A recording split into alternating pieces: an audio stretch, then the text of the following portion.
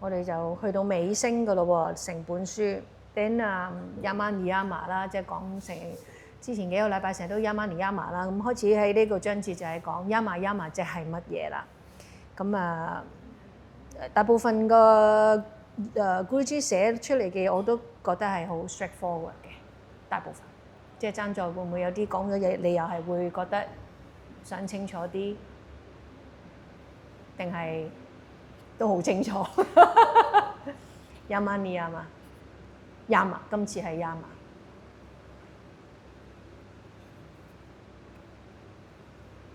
哇！我想講下truthfulness 呢個啦。喺而家呢個社會，即係你想話真正揾到個真實性，我覺得都幾難咯。同埋即係好似而家咁樣，嗰啲資訊太過發達啦，你根本啲嘢鋪出嚟，根本都唔知嗰樣嘢係真定假。所以社會上要揾嗰個 truthfulness，我覺得就有個難度同埋唔知點樣去分別咯。Truthfulness 唔會因為時間或者地域而改變嗰個 truthfulness 嘅真正嘅 truth 啊。Truthfulness Guruji 喺呢度講緊嗰個嗱，如果喺有兩樣嘢嘅，如果喺出邊嗰樣嘢，我話我要揾事實或者揾個 truth，嗰個 truth 咧係唔會有任何地域界限，而變成唔係嘅無啦啦，嗰個先係真係嘅 truthfulness。truth。不過如果喺呢度我哋講緊個 truthfulness 係講緊你自己。Guruji 講 Yama Niyama 咧，佢話唔係我嚟你唔好咩我嚟攞嚟度人哋㗎。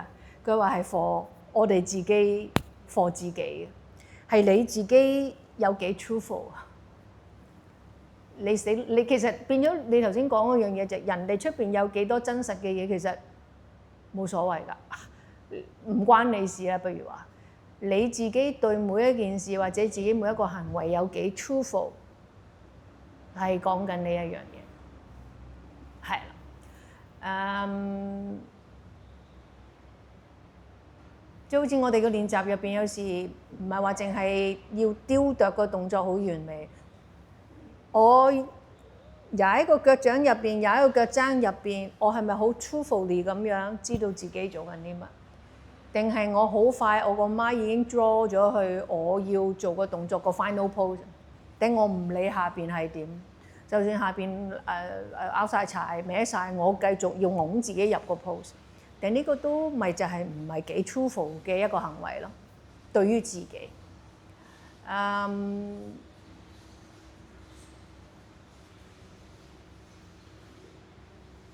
又或者你自己清唔清楚自己個人 ready pranayama未？我要練呼吸法 Guruji 或者喺Yoga Sutra Patanjali 有講，你個 asana 一定要好 stable， 有一個好穩定嘅asana practice， 你先可以 proceed 去 pranayama。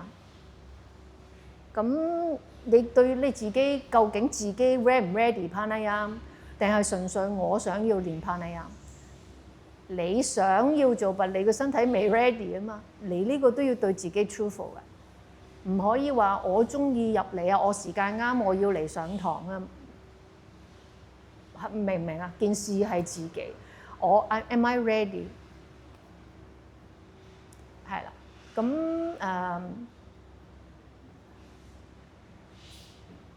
係咯，自己可以諗下個 truthful。如果係調翻轉係望自己嘅時候，自己有對自己有幾 truthful？我蘇有時會衰過我哋，我對一樣嘢多啲 truthful， 我對第二樣嘢又少啲。對唔同嘅人，我會有唔同嘅面口，諸如此類。頂你咪唔係幾 truthful 咯？正常你應該對每一個人係一視同仁噶嘛，正常。頂原來我對呢個人會好啲，呢個人唔知乜鬼嘅原因，頂都要去 study自己點解會有呢個偏差。所以成件事係講緊你自己，就唔係出邊啲人要唔要俾你見到真相。你理得人哋係咪俾你見你真相？你最緊要你自己眼睛係雪亮啊嘛。然後就係話我眼睛雪亮，其實我要雕琢我自己嘅眼睛㗎嘛。即係我哋成日都話，我哋喺個練習入邊雕琢緊自己個 mind 夠唔夠 clear。當個 mind 唔夠 clear 好混濁嘅時候，我唔會見到自己，我都唔會見到世界本身嘅面貌。你瑜伽練習愛嚟洗刷你個人嘅知覺，你個 mind， 所以佢become a crystal clear， 或者好似一個 diamond 咁樣，佢 reflect 到你自己入邊，同時間去見到出邊真正嘅面貌。咁你唔會有咁多情緒上嘅偏差，或者睇每一樣嘢嗰種中意唔中意，即係嗰啲好極端嘅反應，你就會少好多，因為你見到佢嘅原來嗰樣嘢嘛。係咯，咁所以個 truthfulness 係自己夠唔夠 truthful 對於呢個世界個 yama niyama 係自己嘅，唔係愛嚟變成一把尺愛嚟度人哋有冇做得夠好唔夠好。上個禮拜去到今次呢個章節都有講，Guruji都講話 yama niyama 唔係擺喺度俾你去 follow， 而係你知道唔知道嗰樣嘢都係 coming from your heart， 你覺得就係得或者唔得，應該做定唔應該做。你唔可以講話係啊，我冇偷過嘢啊，咁我就係 yama 啦。咁你要從 from the bottom of the heart， 我唔應該攞唔應該唔屬於我嘅嘢。咁佢講緊細個嘅時候就係所謂有冇基本上嘅偷竊啦，但有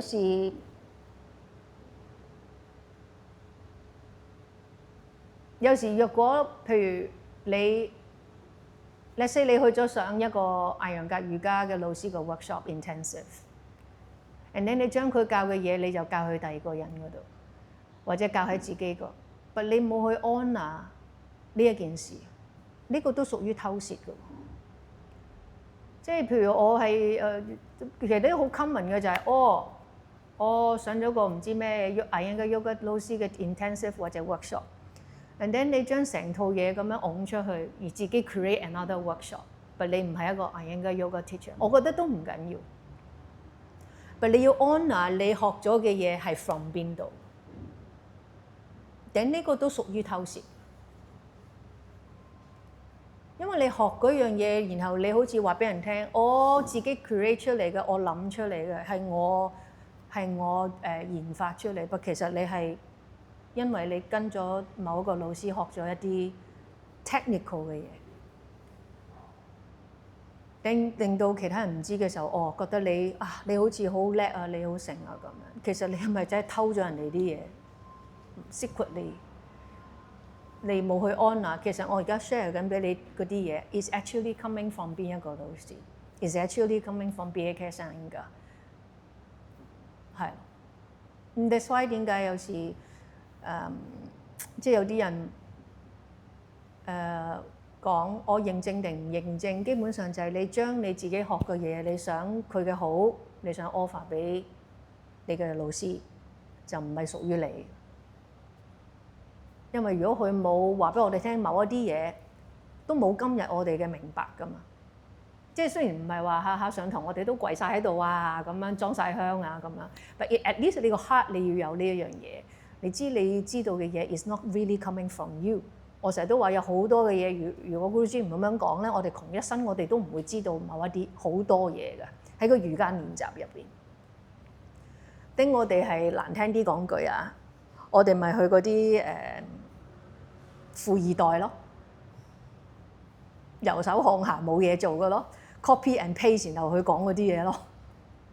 我唔使研發㗎，Guruji研發晒啦嘛，啲嘢最好嘅嘢都。我哋其實係富二代嚟嘅，但我覺得你係富二代，你要 be aware that你係一個富二代，你冇 create 過任何嘢，你其實唔係幾 productive。So it's better you be humble and keep learning。係啊，係咯。仲有啲乜嘢？其實第五個嗰個講貪婪啊，或者咩佢所謂守財奴啊，係即係佢話囤積一啲嘅財富係唔好嘅。係咁其實點解咧？唔係即係堆積咗一啲嘢喺自己入邊係，即係講話真係財富嗰啲，唔係囤積咗啲財富係好咩？但係佢講到係囤積咗啲財富就係唔好嘅。佢用車個比喻我都明啊！佢話車你要喐下部車，你喐下個 engine，咁嗰個能量先至可以有 flow 有。咁但係佢心諗，咁如果即係佢講到財產啊，啲囤積啲財產唔好咩？我又諗唔通。我難聽啲講句，你唔夠有錢。可能係。僱主係講緊咧，其實大家都宏觀，你見到財富 S 兩棟咧，喺全球性幾乎被1% 嘅人類擁有緊嘅。全球啊 ，globally 啊，不過佢哋係唔會放嗰樣嘢落嚟嘅。佢哋會製造好多嘢，令到個錢只係繼續維係喺個1% 嗰班人嗰度。99% 可能中間有啲比較中間啲啦，有啲係極貧窮㗎啦。即係如果個1% 好有錢嘅，佢哋可以將嗰個錢去滾動。因為其實你好有錢，你係有方法 make money 㗎嘛。咁你將嗰個錢去滾動嘅時候，你會製造到多啲嘅財富，咁嗰個錢你其實係可以 share 出嚟，你唔一定自己要 hold 住，或者我就係我哋呢一班個1% hold 住所有錢嘅嗰個。咁其實即係有日我行過去油麻地，我都見到有啲伯伯喺個地鐵度問人哋攞錢買飯盒，即係一啲就會窮到咁樣，咁當然我唔知啦，可能佢有錢嘅時候自己使晒到自己老年冇錢使啦。I don't know the story behind。係啦 ，on the other hand，我哋會可以買個萬幾兩萬蚊嘅袋，一啲黐扯品，即係嗰個極端性，你應該通街都會見到呢啲事。等你見到呢啲極端性，其實佛陀啊，一啲好好嘅靈魂嘅開竅，其實佢都係因為見到呢啲反差，然有個誤喺度啫。What is it？ 點解大家都係人？即係你會唔會有嗰個誤咧？嗰個領悟咧？你可以係冇感覺㗎，你可以係冇感覺，就係你呢一生可能就係覺得我要有嗰啲黐扯品去 decorate 你個 life。如果你 really step down step out， 你覺得呢啲嘢其實有同冇真係唔係幾緊要。佢主唔係講緊話財富好定唔好，而係我 hold 住啲錢我唔放。就算我見到有需要嘅人 ，no， 就算你個錢可能使成世或者幾世都唔會使得晒，嗱我都會要 keep。等你嗰個 keep 住個錢嘅嗰個心唔係幾好。咁呢度亦都去講到就係自己問清楚，究竟幾多先照夠咯 ？OK。而你頭先講話 keep 住啲錢唔係好嘅咩？因為我都要養老，我都將來都要有一日我唔返唔到工，我都要有夠錢。因為呢個又係另外一樣嘢，因為我自己覺得你都要有一個程度上面，你能夠照顧到你自己，即係唔好第時喺地鐵站問人哋攞50蚊買飯盒。即係你要去到識得照顧到自己之後，你嗰嚿錢應該點樣咧？係啦。又或者你好叻投資嘅話，你會唔會可以攞嚿錢去投資，將投資賺到嗰個錢去分俾人咧？你仍然都有你自己嚿錢嘅 keep 到你嚿錢，即係可唔可以做到咁樣？但呢個就係嗰個錢係喺度滾動㗎，而唔係我就係守住啲錢，1蚊都唔放。係啦，所以就係我話你嚇。未到嗰個係啦，你講緊係可能你守住個錢係 for 自己將來最基本嘅需要，係啦。即係 Guruji 冇話你自己最基本嘅需要都唔好理啦，咁俾晒出去，可以嘅你都，我都識有人係咁，係，咁然後係咯，食到有幾多食幾多，有冇得煮我都唔介意，都可以係咁。印度好多咁樣嘅出行僧㗎，揸住個兜去問人哋有冇食剩嘅飯菜，因為其實你要食嘅嘢都真係唔係幾多嘅啫，係，就係咁。第五個 point 都第四同第五都好似啦，咁啊第一同第二 Guruji 就立埋一齊講啦，就係講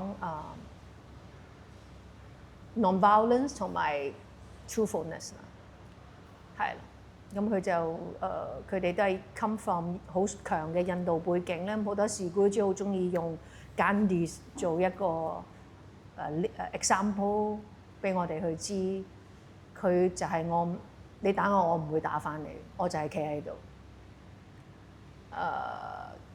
即係令到大家放低個仇恨。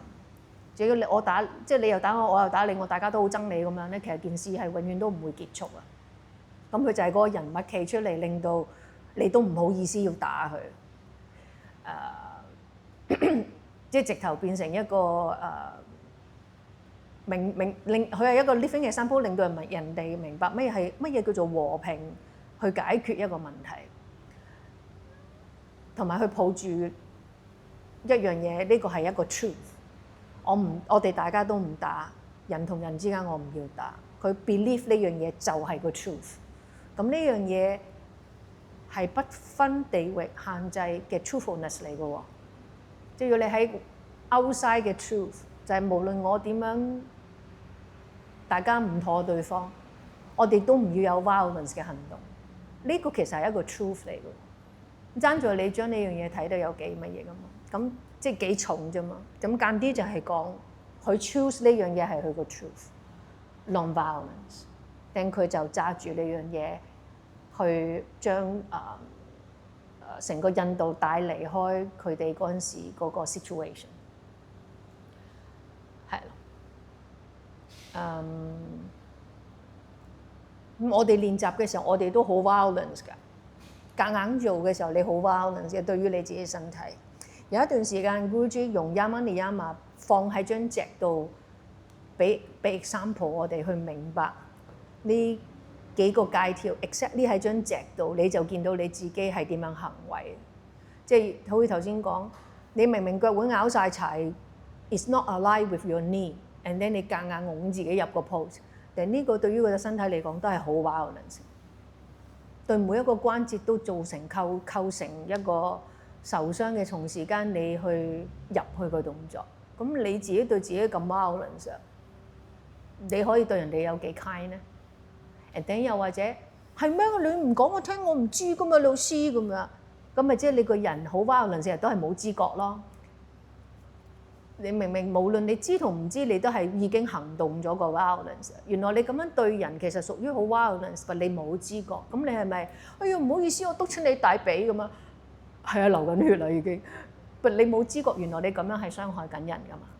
無論喺個動作冇知覺地傷害自己，定你喺日常生活冇知覺咁樣傷害緊人，咁其實都係 violence。OK， 咁個練習入邊就係想 awaken 自己呢個知覺。第三個係咩啊？偷嘢，唔好偷嘢。偷嘢。嗯。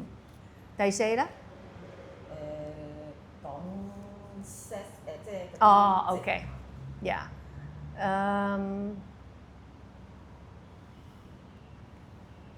呢個叫做佢哋中文叫咩？咩肉啊？